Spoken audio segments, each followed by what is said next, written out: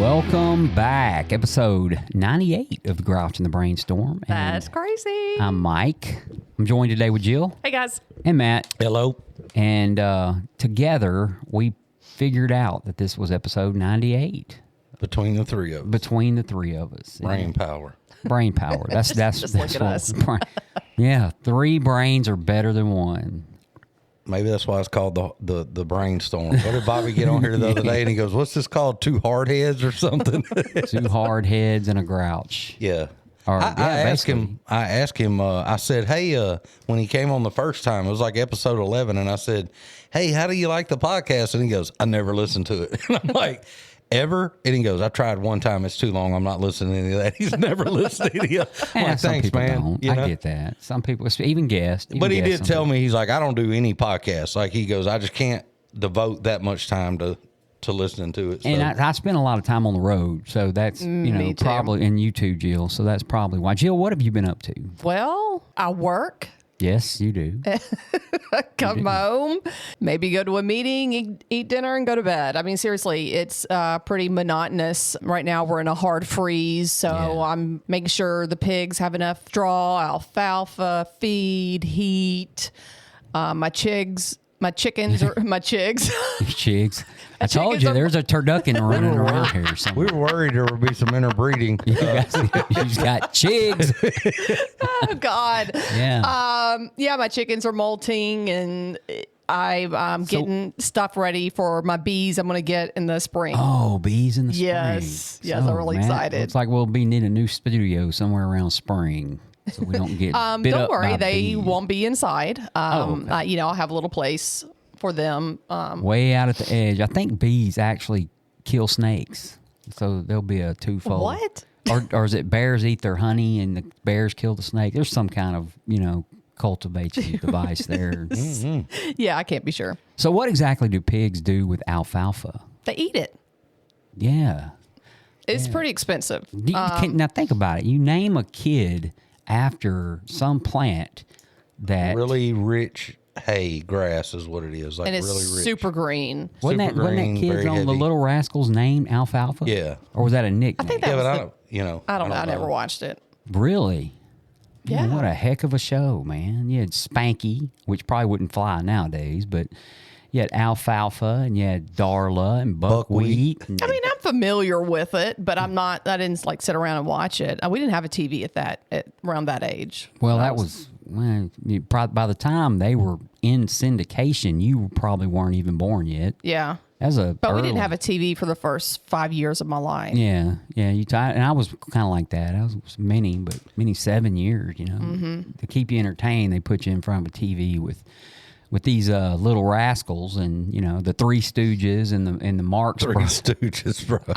Three Stooges, man. Those guys literally just beat the crap out of each other. That's pretty the much whole what it show. was. Just these three fellas that just beat the hell out of each other. And slapstick comedy I think is what they tried to That call was great. Yeah.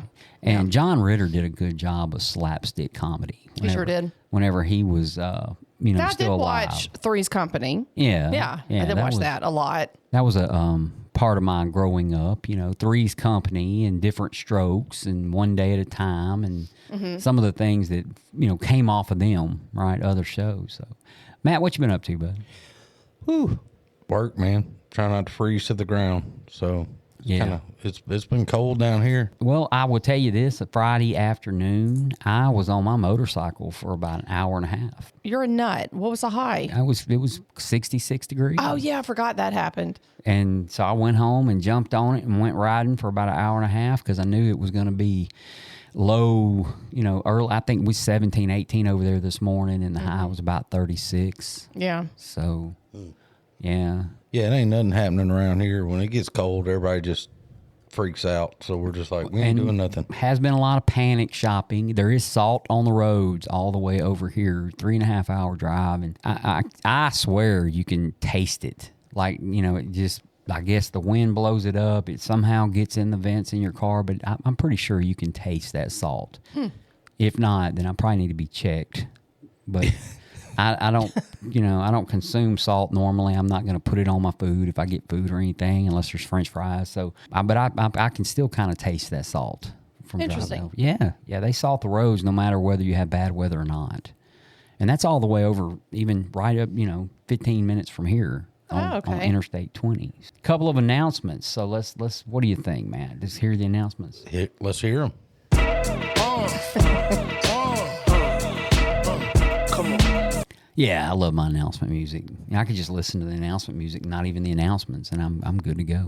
Last week, Elliot C. had 5 years. The man, the myth, the legend. That's Yeah, right. Congratulations, Elliot. And Elliot actually came to the rooms while I was living in New Orleans. So I wasn't there when he got there, and I always heard about this guy, Elliot, that came, and he did a lot, but I shook his hand a couple times. But when I got back, and I lived back here over a year and a half before I moved off to Texas, and, me and him became close. We got to be good friends, and he's a good guy. So me and Elliot have, we know each other pretty good now, and it's happy to see him on 5 years. Mm-hmm. Absolutely.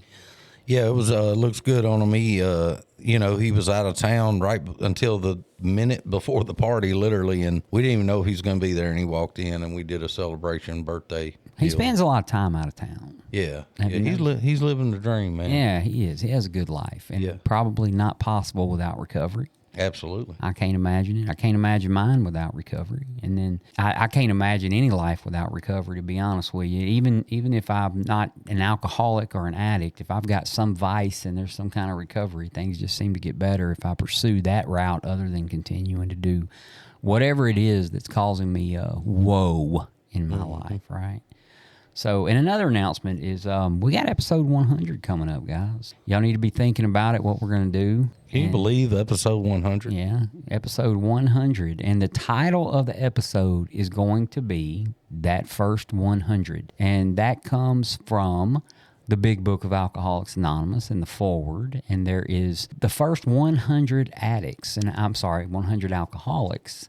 And their contribution to what we now call AA, Alcoholics Anonymous. Okay. And then we also have had our first 100 days of recovery ourselves. So we'll be able to reflect on those people that helped us during our first 100 days of recovery. And then we're going to look back and talk about some of the episodes that we've done on this. And I've actually started researching the first 100 alcoholics. And believe it or not, there was no written ledger on who was that first 100. No one, but I have found a lot of contributing people from that era whenever we went into the recovery or into the what we call today Alcoholics Anonymous, and we'll talk more about how we got our name and all that other stuff later, on that episode. So that's what's coming up. And then our next episode after this episode is we're going to talk about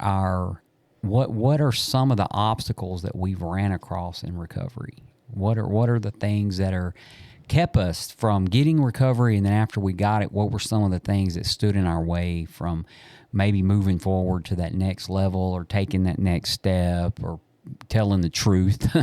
Honesty might be a really good obstacle if you think about it. Sure. So today we're going to talk about the pink cloud. Yeah, the old pink cloud. And if you're a new person in Alcoholics Anonymous and you walk in there and you're sitting down there and you've been there about 2 weeks and you hear the word pink cloud, you don't have a rat's hind end idea what they're talking about, right?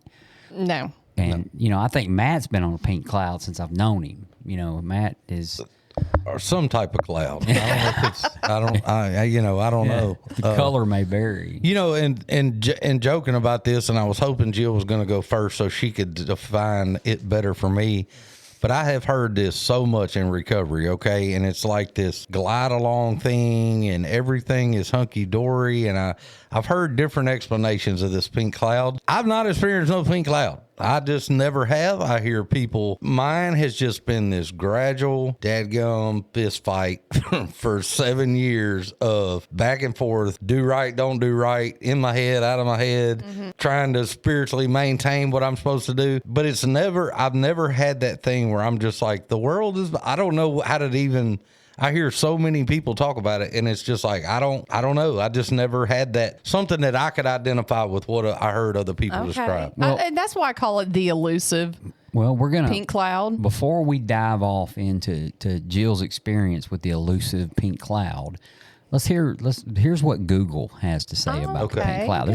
There is an AI overview of the pink cloud, right? And there's a little picture of a pink cloud that pops up whenever you do this, right? But the pink cloud is a period of intense happiness and optimism that people experience when they first become sober. It's a common part of the recovery process for people who have struggled with substance abuse. What it feels like: a feeling of hope, elation, and optimism, a sense of confidence and excitement about recovery, a belief that the future is bright. How it happens: the brain is trying to return the homeostatic something after the chemical changes caused by substance abuse. Yeah. So it's a chemical reaction. This leads to positive changes in mood. How long does it last? It can last for days, weeks, or months. It usually happens after the initial withdrawal symptoms have subsided. And what can happen when it ends? Well, there's always the black cloud that runs through here. The sudden sadness and disappointment can be difficult to cope with. It can lead to a higher risk of relapse. And then how to stay sober: attend more meetings, follow a structural plan for sobriety, be aware of potential triggers, and don't neglect recovery efforts. Well, wow, that's exactly what I was going to say. Jill, that sounds like Jill explained it. Well, and it does kind of sum up, how I feel about the pink cloud, or what I know to be the pink cloud. Yeah. Because in my experience, it didn't happen right after withdrawals. I was still horribly sick for a while, and I was having horrible anxiety and depression. I want to say around after day 65, I started feeling pretty great. Okay. And that is a physiological response to having all that removed from your system, and the things you've been going through. The withdrawals stop, the headache stop, the diarrhea stops, all of the things that go along with like some post-acute withdrawal symptoms start to dissipate, and you start to feel better. And you're coming out of that fog. And we talk about, we all go through that. And that's a really interesting thing to talk about, because a lot of people don't talk about it that much, is the fog. And just one day, and like I said, it was around day 65 to 70 or so, all of a sudden, I felt like I woke up. I was awake the whole time, but all of a sudden I was alert and I was alive. And that was my first pink cloud. Like I said, a physiological response. But yet that I felt like I wrote on that for a little bit, but it diminished pretty quickly. And then, I came a lot of emotional work. So I started the steps. And so therefore it was like gone. Then I feel like there was a spiritual pink cloud. And that is when I completed the steps for the first time, and I had that spiritual awakening.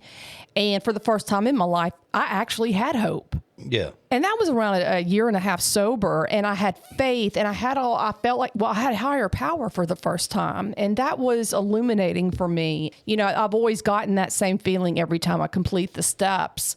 I feel like now I'm at my baseline. It could be the pink cloud, but the thing is, I've gotten used to it. And so it's lost its luster. Because at first, it slaps you across the face and you're like, damn. Because you forget what happiness feels like, or what just to feel normal feels like. And I feel great. I do. And I have a lot of joy, and I'm happy in, most days. And I think that is the pink cloud. But like I said, over time, it just kind of loses its brightness, its wow power and all of that. Is it because maybe it isn't new anymore, and now that becomes, you've changed your way of life, so it's not a bad thing. It's just, it's not this brand new. Whoa. Yeah. Well, it's kind of like when I got sick, and I had the stomach flu. I was sick for 10 days straight in bed, and I felt horrible. And I started to feel so bad. I was like, I forgot what it felt like to feel good.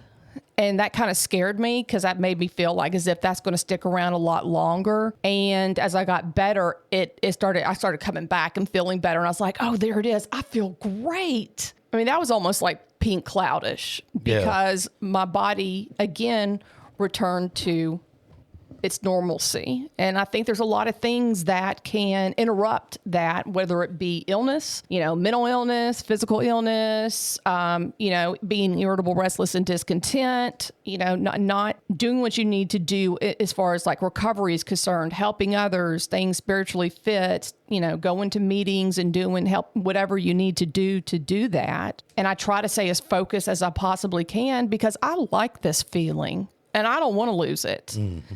And therefore, I've really worked on the things that, would be roadblocks to that. But I'm human. And sometimes that dissipates. And I get frustrated or I get irritated with but it doesn't stick around. I felt like it always stuck around. I was always irritable, restless, and discontent. And it was heartbreaking to me because I didn't, at that point, for a few decades, I forgot what happiness felt like. And then I remember, crying to my mom one time and just saying, I can't do this anymore. I can't. Like, all I want in this world is to be happy. And I have to remember I have to remember that because I forgot what that felt like. And I have that now. And it's wonderful. It's kind of hard not to be with a bunch of chigs running around in the yard. Bro, that would freak me out, dude. I mean, she's basically raising chitlins. Is it like is that a pig with feathers or is that like a huge pig with chicken wings? with a snout? Oh, that's where they get chicken wings. Chicken bro. wings right there. It's Buffalo Wild Wings gonna be out there scoping down your property for some chigs, whatever that. I mean, life is good. Yeah. And but do I have that same bliss that I had when I hadn't felt it for 20 years? No, I've gotten used to it. Yeah. And that's okay. And sometimes I do have a more bliss than this. Do you think, like, if you're feeling like, let's just say one day you're feeling really shitty, okay? Yeah. Just emotionally, I guess, just really shitty. And nothing's causing it. Just emotional shittiness. Yeah. And you start thinking about all the things that you have in life, and you have gratitude on a lot of things that you think about. With you, it could be the chigs or family or whatever it is. And then can you take yourself to that pink cloud stage just by kind of reminding yourself what you have as opposed to whatever you're feeling? Because I read a meme the other day that said, if you can be in a bad mood for absolutely no reason, you can be in a good mood for absolutely no reason. Yeah. I mean, like, my sponsor taught me that. My first sponsor did. I mean, she was like, you can start your day over any time. And sometimes I do. I mean, self-pity was my number one go-to. And it's really hard just to say, I'm done with that, or I've totally healed from that, because I still can go there. Yeah. But the thing is, like, I don't sit in it for decades. I can sit in it for an hour or so that I'm like, okay, this is bullshit. I don't like how this makes me feel. And I do gratitude list every day. It's very important to me. And I'll start crying because I'm like, I have it so good. I mean, I was just bitching about plumbing, but, I think about all the many things that I do have, and that can really switch things pretty quickly for me. And the thing is now, like, I have those skills, I have those tools, and I can use them, and I can get out of it like that. And so that gives me more hope, because I used to be not able to control the downward spiral, and I would just go deeper and deeper and deeper we would feed into it and play the game of that's what I did. It was always almost had to have that, because if I didn't have it, then what's there, so it's like I got to have some type of something, it was our go-to. I mean, that was my baseline, and my addiction was self-pity and just self-loathing and everything. And self seems to be a big word. Yeah, interesting, huh? Yeah. Well, I've created a life where I don't focus so much on self. Yeah. And that's important for me. Yeah. Because, I'm not that important, and I don't need to be. I need to focus on things outside of me and focus on things that bring me joy, which are very much like friends, my farm, my work.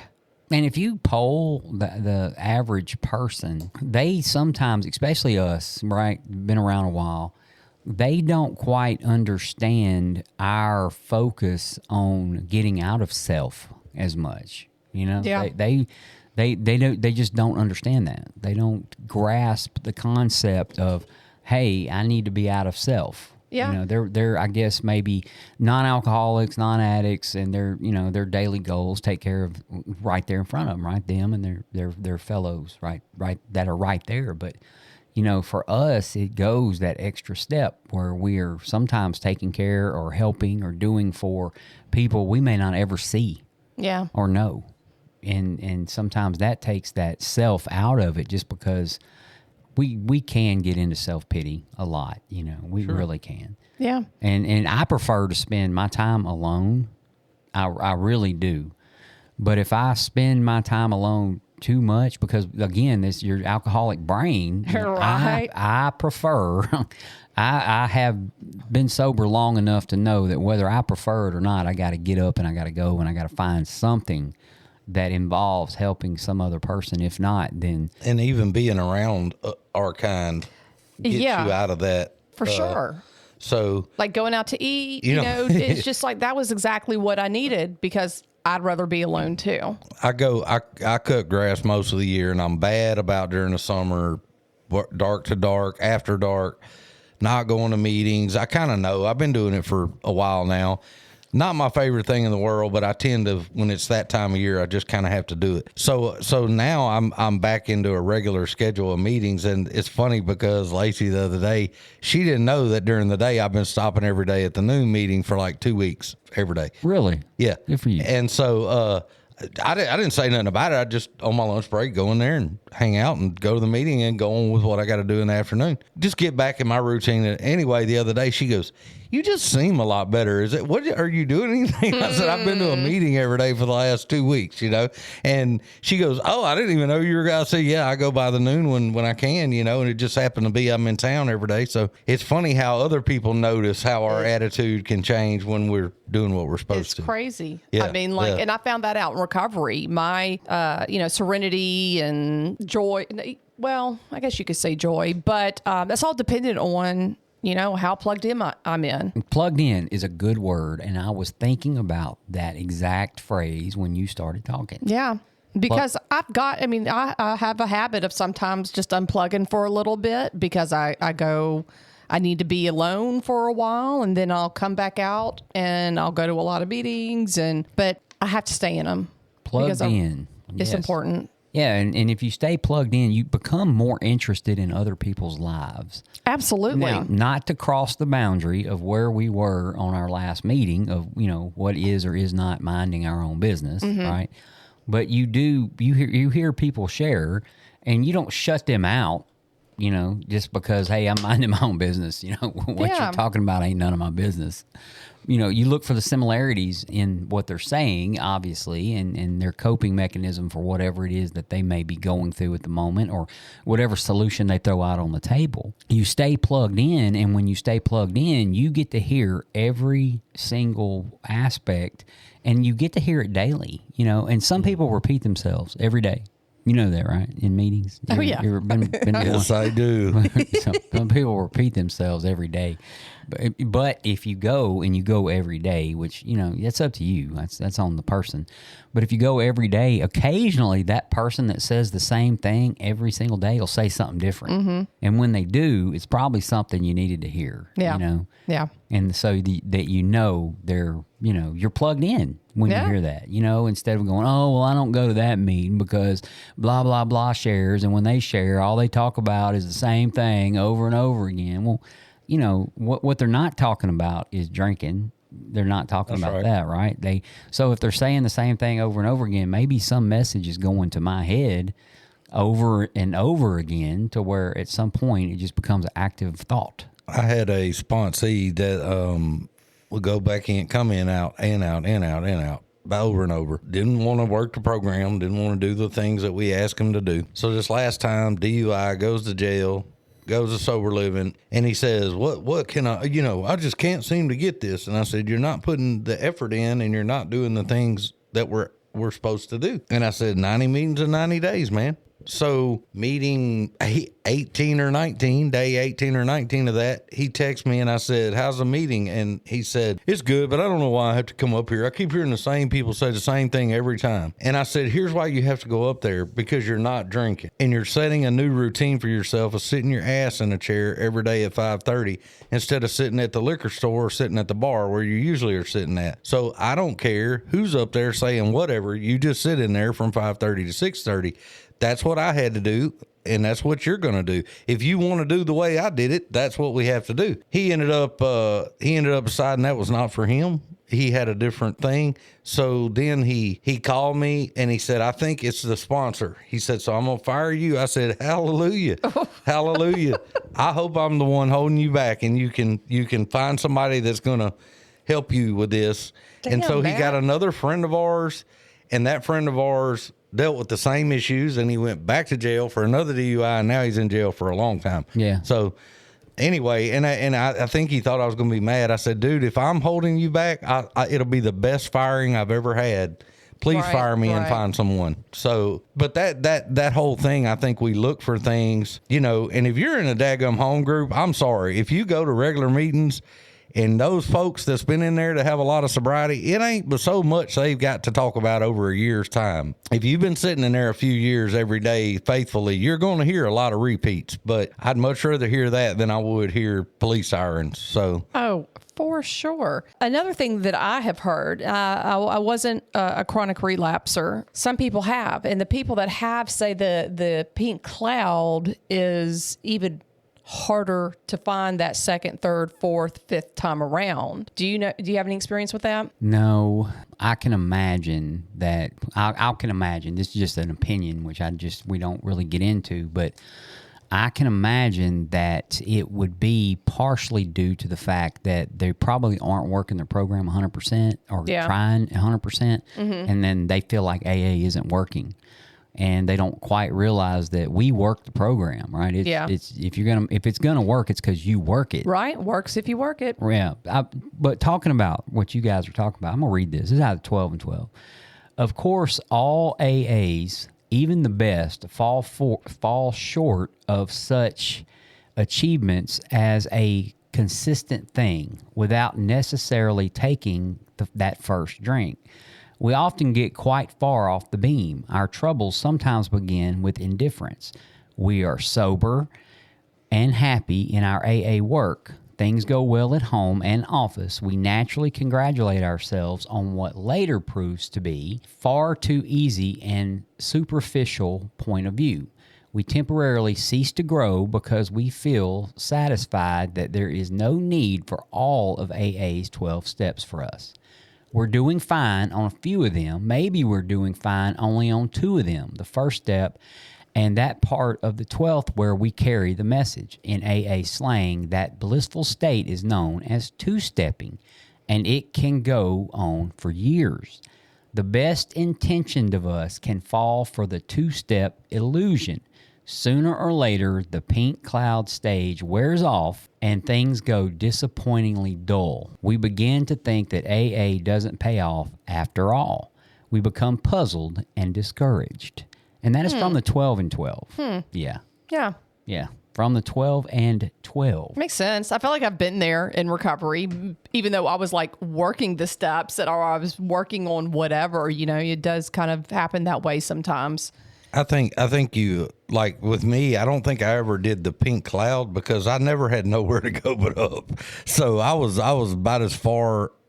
It was death was the only other thing that was, maybe I didn't feel real good that first year. It was really hard, but I was like, it does feel better than it did. Like I could see that much progress, but I would watch, and it still is. And I kind of laugh about it when I see people come in and you can tell they're just enthusiastic and they're fired up and I'm like, that's great. Like, I'm glad that they're experiencing that. I just never felt that. It was just always a slow, gradual, I feel a little better today. Yeah. And I feel a little better the next day. And now, like, I'm like y'all, I don't want to sit with anything. I recognize those feelings. I go, I'm not sitting with that. I'm not dealing with that.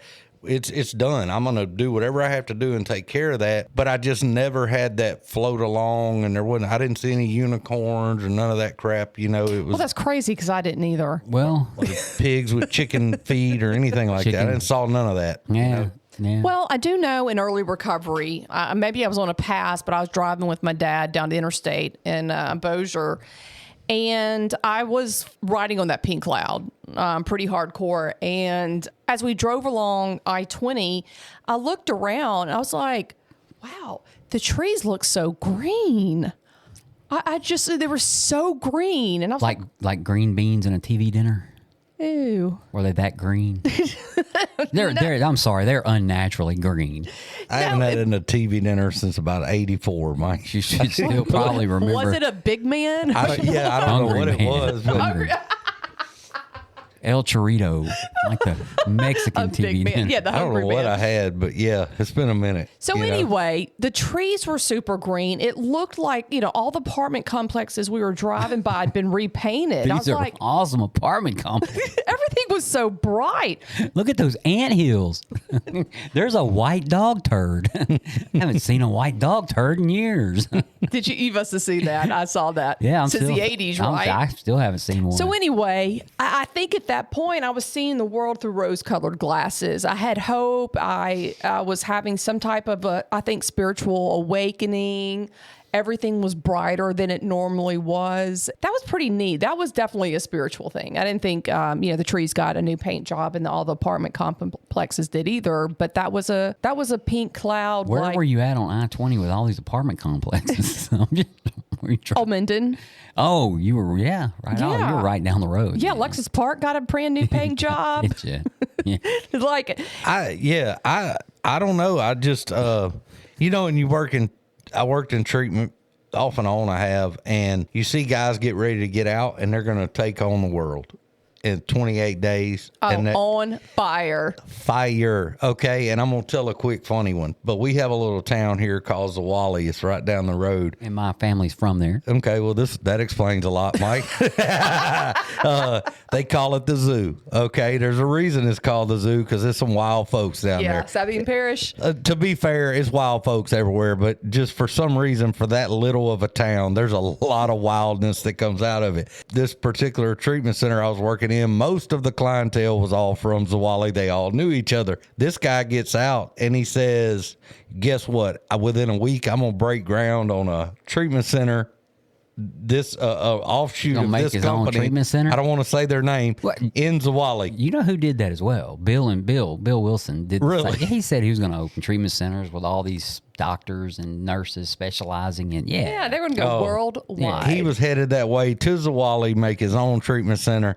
And I said, look, man, maybe just catch a meeting on the way home. Let's just go that far. I mean, 28 days.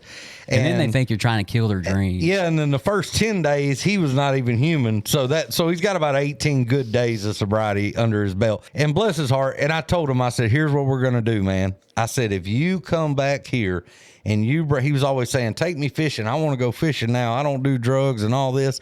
And I said, here's what I'll do. If you bring me a 1-year sobriety coin, I'll take you fishing. Toledo Bend, Claiborne, wherever you want to go. It's on my dime. You get a year of sobriety. It's on me. You pick where you want to go. We'll go. I'll take care of it. 2 weeks later, he's back at treatment. Yeah. 33 Yeah. weeks.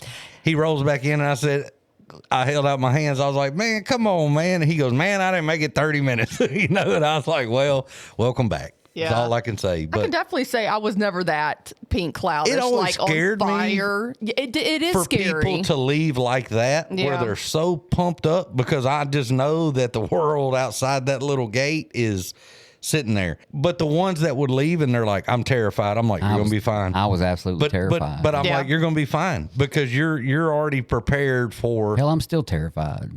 Well, I mean, yeah. And I think there's a healthy fear to that too. Oh, for sure. That you're gonna, if you're a little scared, you're gonna do what you're supposed to do. Whereas I think just blowing out the door and I swear I've seen thousands of them. Every time they'd leave treatment, I was like, oh, fuck. And you got to think, you get out of for regular folk, right? Not necessarily the ones that want to go out and buy all the books and tapes and read all the literature and all these things. Bobby said it best in the last time. The only thing you really need to worry about is this big book right Yeah. here.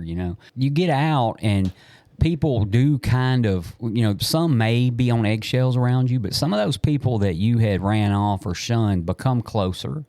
Relationships get better. You may get, if you're fortunate, you may have a job to go back to, and you start performing more and get better at that. You sleep at night, which is definitely better. And so life does take on a really optimistic look. It's really easy to get caught up in that. It's also really easy to give yourself credit for that and say, look what I did, when in fact, if you were capable of doing it, you would have done it a long time ago. Sure. It also, there is that healthy fear that you talked about, and I probably still have that healthy fear. I don't really, my mindset hasn't changed a whole lot in the past 13 and a half years. It has been, hey, I can't drink, and if I do, or I put myself in a situation that is not good, what am I going to do? I know what to do now. But I never really experienced. I'm kind of like Matt. There was a time that life was almost euphoric, and it lasted, 45, 50 minutes. And, I remember to this day, I was out on the track with my daughter, and we were walking or running. We were out in off of Arthur Teague or Clyde Fant 1, and we were out there, and the wind, the temperature is just right. You look up at the sky, and the sky is just right, and the trees are blowing, and then just things are good. And I was with my daughter, which is, for me is perfect. And I'm sitting here thinking, right now, absolutely nothing is wrong. Right now, everything is good, and all I got to do is just keep doing what I've been doing, which is going to meetings every day, getting with this guy on the weekends and doing these steps, and just keep doing what I'm doing. And maybe this feeling will last. I remember that. But I got in my car and we drove off, taking her back to her mother's house. And never once after we got in the car, I didn't lose that feeling. I just kept thinking, hey, right now, everything is good. There's no chaos. There's no phone calls. There's no worry. There's no worry. That's what it was, right? But that didn't last long. There wasn't, by the time I got home, I'm sure there was somebody fussing and cussing somewhere. For sure. I think a lot of us we were so used to self-sabotaging behaviors and feelings that we stand in the way of our own pink cloud or sabotage it in a sense, because it's unusual for people like us. That is something we're not used to. And I think for me too, what's changed too is I know, like Mike said, I can have those moments, man. I can be fishing and everything's great and enjoying the day, and you go, man, life is just perfect. But I have the word wisdom or whatever that is to know now that tomorrow can be totally different. Yeah. It could be a shit show, or it could be fantastic. I could win the lottery, something outstanding could happen. But either way, it's just a day, and it's just something to be dealt with, and it's really not going to affect my center line of where I'm at either way. You're right. And to be just completely transparent, winning the lottery it could be bad. For a few minutes, it may be like, wow, look at this. All my problems are solved. And the truth is they are not. They're just about to begin. Yeah, the winning the lottery may get rid of what little bit of debt I have now, but I'm sure especially think about it like this. I win the lottery and now I'm paid off all my debt. Well, if I invested that money and lived humbly, I might be okay. But no, that's not going to happen. And then I'm going to get used to this lifestyle, right?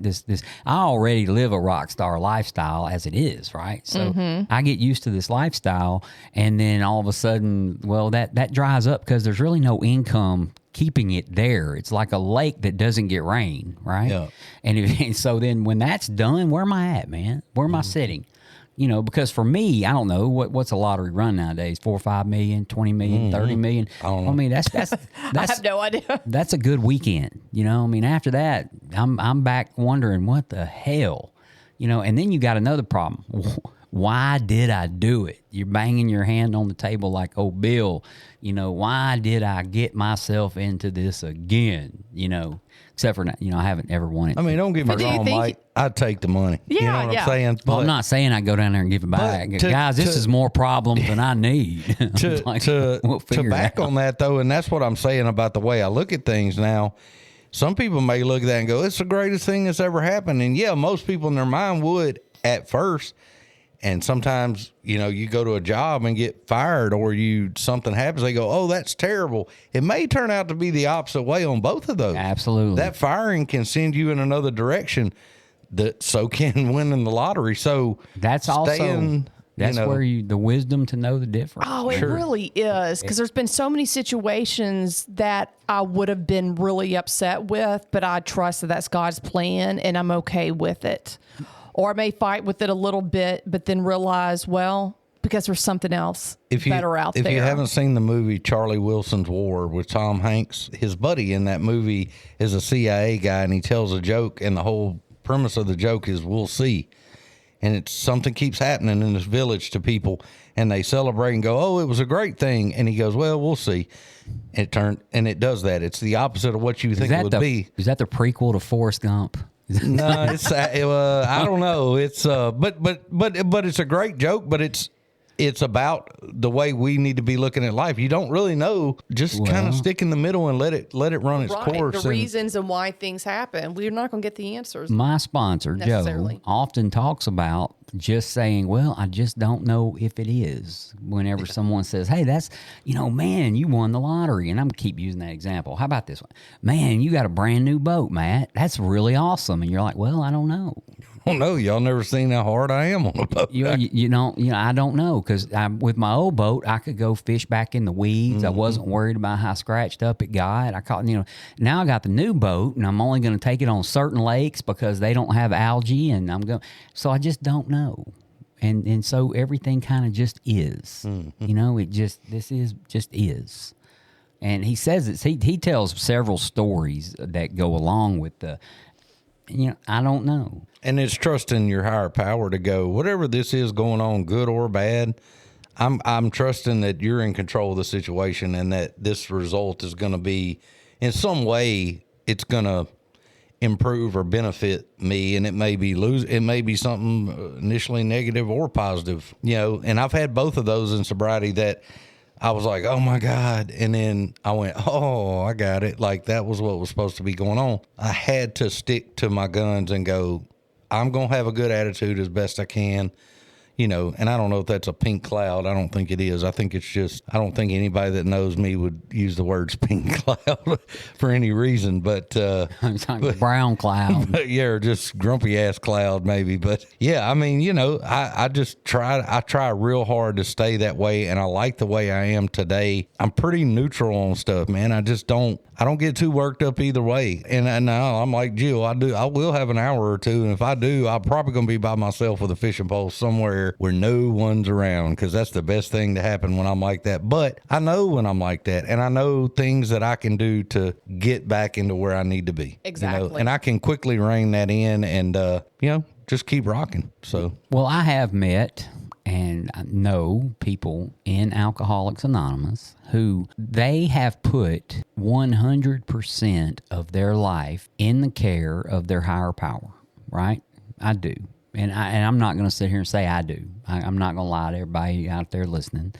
That is one of those things. But these folks literally live their life day to day, and whatever happens, they are in acceptance of that was the will of their higher power. That is what was supposed to happen. And, and it could be something like, I've been married for 35 years and I come home and all of a sudden she's packed up and moved off to wherever, right? And, and instead of getting, like me, instead of getting super excited and happy, they just say, hey, that was just my higher power at work there, attaboy, their higher power.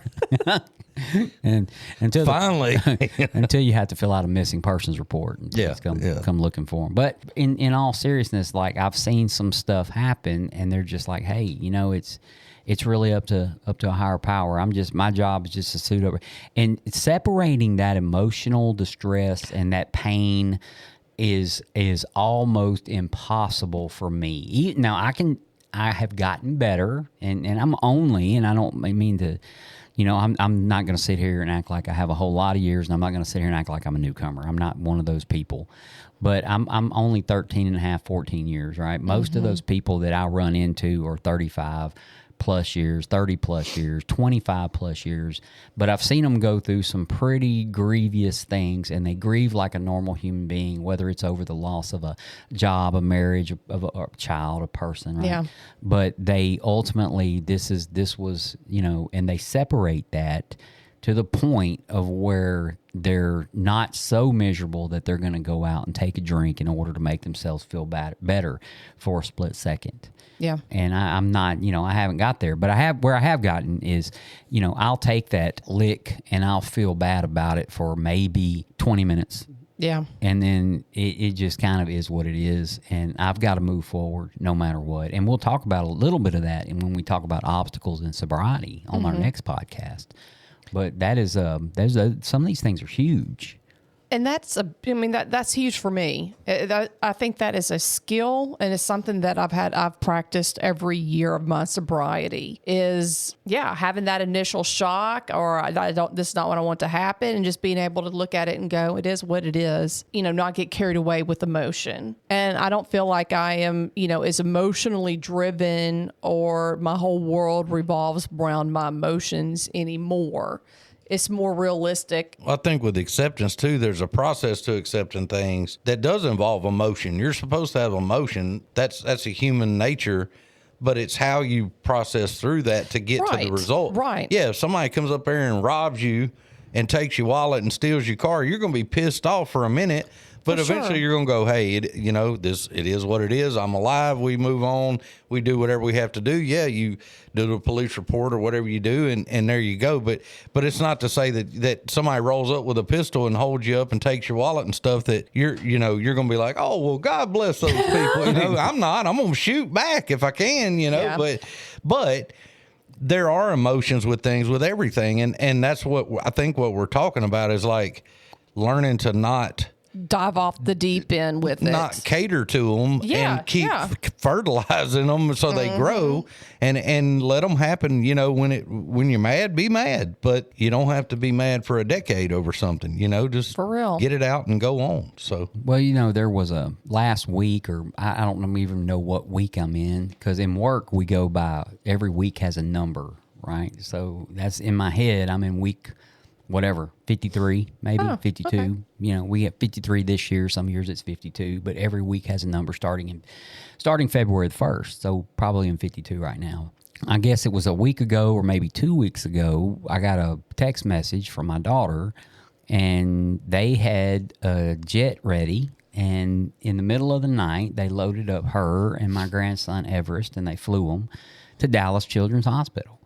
Right? Yeah. And he's okay. They're taking her over there to train on the machines that she's going to have to operate here in Bossier on to keep him alive for his well-being, right? So she's over there and she's training and she's learning. But the minute I got that phone call, I remember thinking, like life is going to change for the next month and a half while she's here. Things are going to be a lot different. Right? At no point did I allow myself to go into it's none of that. I just and so I'll just move forward from right here, because right now I don't have to do anything, right? Mm-hmm. And we'll just see what happens. I didn't bog off into the scenario. So I go to bed and I wake up next morning and I check on them, and she tells me how their situation's going and that they got him into the hospital and all this stuff. And I go out to the sales floor and I can't find my iPad. And I have my iPad, which is always on Find Me or whatever, but for some reason it couldn't locate. And I remember thinking, well, crap, somebody got my iPad. Somebody has taken my iPad. And I remember the thought of my daughter being near me, closer to me anyway. She's about 40 minutes away. And my grandson being there, and I get to see him now every day. And I go, well, I hope whoever got my iPad needs it more than I do. And then I just kind of let it go and kept moving on. At no point did I allow that to upset me or any of that, right? And then, long story short, I go home for lunch and I'm grabbing one of my bags and my iPad's in my bag, and I had cut it off and probably need to make sure I don't do that. Yeah. Yeah. Well, I feel like, with that being said, I feel like I've lost that irrational state of mind, the lizard brain, it like deactivated. Yeah. Lizard brain deactivated. Right? And I feel like that's how I used to be constantly. So you go with the first thought. Yeah. Kind of go with the first thought, like, wow. I used to, but now I'm just like, Somebody I take took my it in. iPad. I'm about to go all Chuck Norris on their ass. Oh, absolutely. I would have to go With handle my up. nunchuck. I was just in a pink cloud, and now I'm fixing to be in a red splatter, because I'm gonna find this bastard and take him out of here. And that's a good thing because she got in a lot of trouble and had lots of consequences because of that. Yeah. And I think that has a lot to do with. When you say she, like you just refer to yourself in the third person, or I sure did. okay. I'm just proud of myself. I know the when I say difference. that, I mean Third old person. Jill. Old Jill. Yeah. What's her name that comes here? Everyone, Lisa. She has She has at least one other personality that has its own name. Yeah. And Alice. Alice. Yeah. We And, should have Alice on the show one day. Oh God. Yeah, and it's I've been in business meetings with her, and that's hell when she's seconding a motion. We have to find out if it's Alice or no, I'm kidding. But this morning it was about 22 degrees, and I wasn't real crazy about working outdoors this morning.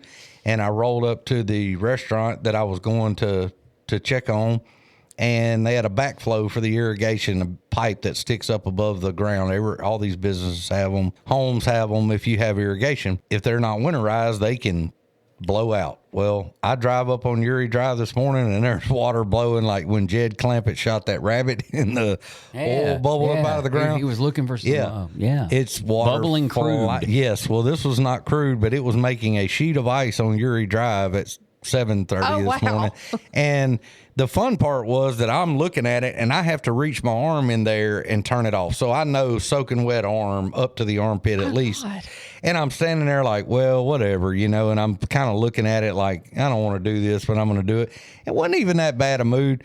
But just at that time, right there on Uri Drive, here comes a dude pushing a shopping cart, every pair of clothes he had on with trash bags. And I went, that dude slept out here last night. I'm bitching, or I'm thinking in my head, I'm fixing to get my arm wet, and I can walk over to a 1-year-old F-150 and crank the heat up, and it's going to warm my arm up in about 10 minutes. I'm not going to die. So I just cut it off and went on what I was doing. And it's funny how that kind of stuff happens regularly when you're paying attention, and Absolutely. And no big deal. Got it handled.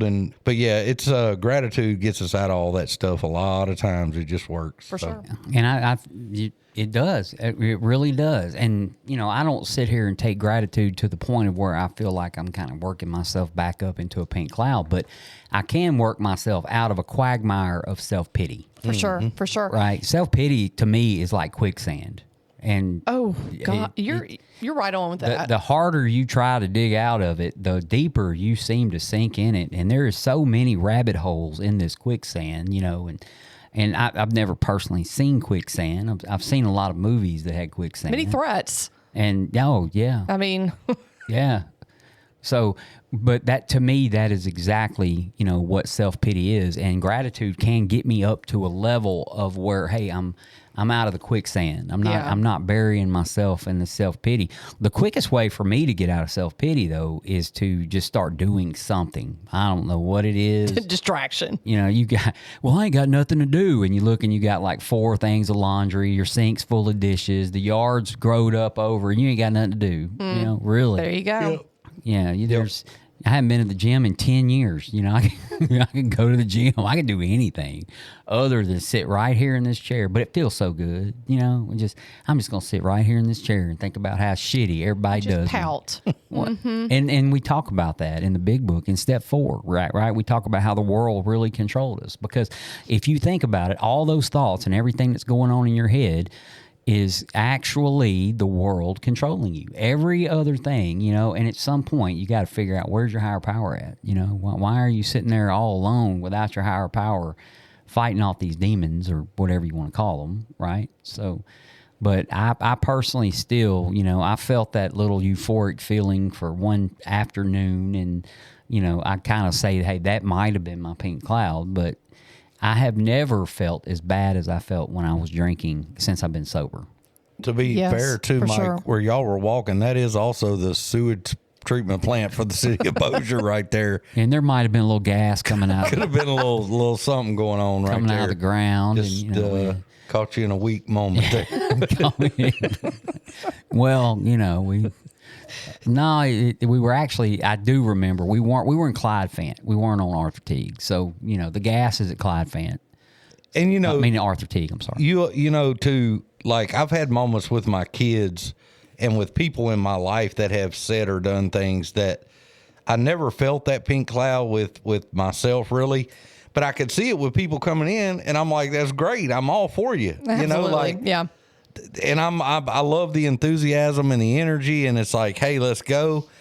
But I do have those little moments with my kids where they would say something like I've told before about my daughter going to a meeting the first time, my youngest one, and she gets in the car and she says, I want to know why everybody was talking about alcohol.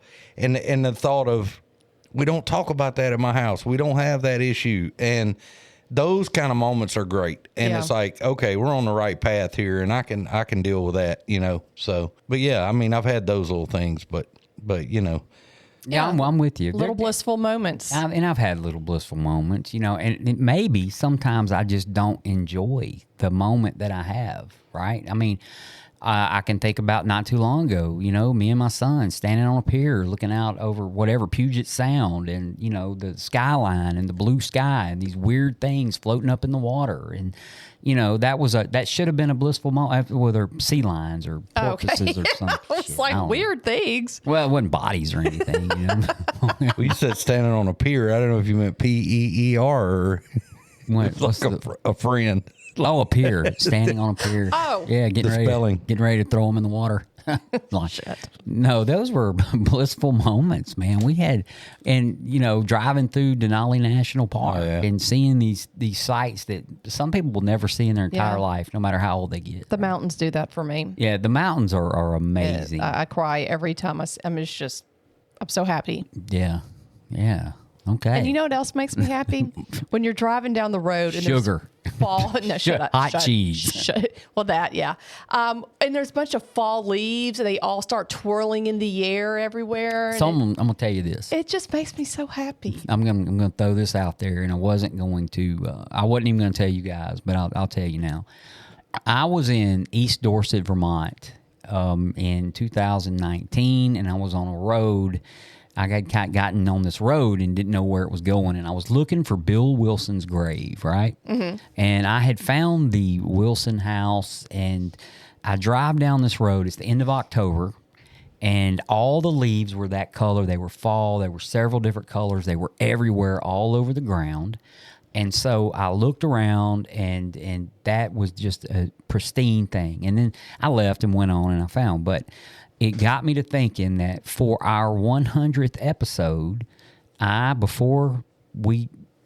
before I go publish the 100th episode, I'm going back to East Dorset, Vermont, and I'm going to make a YouTube video of Bill Wilson's grave and the area around Bill Wilson's grave. And I'll be doing that in the next week or so. Cool. So I'm going to fly into Boston, and I'm going to take a left, and I'm going to go over 3 hours to Vermont. You pass Walden Pond, where Ralph Waldo Emerson stayed in a house or something. I don't know. People do that now, and people call him crazy, right? And back then they called him Did he like write something? Artiste. Yeah, they never said that about me in the Super 8 over here. You know, he spent a lot of time over there. This is where Matt L. stayed. You know, you'll pass by the Super 8 on Texas Street. Nothing good ever happened in the Super 8, brother. Wait, I was reading this book. The title of the book is called "Home is Where the Bodies Are." Right. Very good book. It's a work of fiction, but an excellent book. I mean, by an author I had never heard of, and I've seen it somewhere, and I just downloaded and read it. Right. But this guy, he took his sister. She was an addict in the book. He took his sister to the hotel. It was Motel 5, and they bragged about it as one step below Motel 6. Right? One step above the David Motel. Oh well. For nicer people. By the way, Jill Danielle, who we had on a while back, she lived in that area for a little while. She called me or texted me and said that she has some germination seeds from Bill Wilson, the ivy that used to grow on his house. Yeah, Yeah, I had some at one Yeah, point. they clipped this ivy, Yeah, and she wanted to know if we wanted some, and I said What's it- Jill might. She's out in the country. what's it called? It's called I don't- Bill She Wilson's told ivy. me. I think it's don't called know, Bill but Wilson's I had ivy. some at one point. I don't know what happened. People clip it and they spread Yeah, it. yeah, Yeah, it spreads for sure. But our very first YouTube video was going to be me from Bill Wilson's grave, remembering some of the first 100, and I was going to post that before we posted the. That'll be cool. Do it. So sometime between episode 99 and the release of the Voice podcast, our very first video will be posted on YouTube. And thank you guys that are doing YouTube and Spotify, and you're following us and Apple Podcasts, and it's really cool. And my little girl Andy has been leaving comments on the YouTube thing, and she says stuff like, "We're the best podcast in the world." So we'll take thank you, that. Andy. You know, yes, Andy loves us. And So- we still got the Grouch and Brainstorm website. and the website, yeah. And if it is a little slow on updating the daily readings, and if you need the daily readings, you can go there. They're there. But if we're a little slow on updating, it is because my daughter, who runs that website, is over in Dallas, and she's got Bigger fish to fry. and childcare. Yes, she's got things that she's got going on, and we want to make sure that she has plenty of time to do that. So obviously, the podcast is not going to be her priority, but she has been really good about responding when something don't post, say to YouTube, or she obviously knows what she's doing, one step above me. She's done an outstanding job of She posting. has. So She really has. She's done a good job of all that stuff. So, well, guys, I think that's it on the Pink Cloud. All right. So, yeah, I forgot about Coleman. Coleman's been on a pink cloud since I've known him. Coleman is the definition of a pink cloud. And I'm going to tell you what he did. Let me tell you about Coleman. Hang on. All right, Coleman music. This is Coleman music. I was thinking about him. We haven't had him on in a while.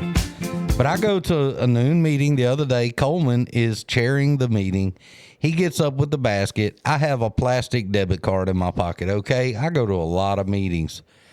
Normally, when I go to the 5:30, my home group, I will, like on Friday, put $20 in there, right? Kind of cover me for the week.